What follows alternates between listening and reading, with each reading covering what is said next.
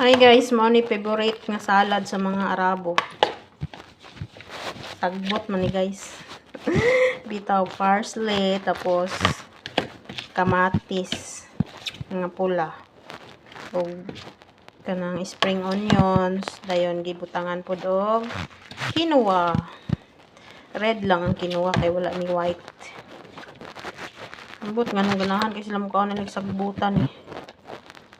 Pero lami man sad ni guys, lemon raw asin ang ibutang og olive oil. See?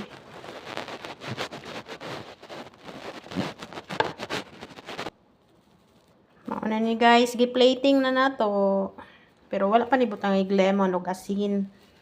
Kay mag-watery man ni ubutang daan. Unya na inigdayog pangaon nila.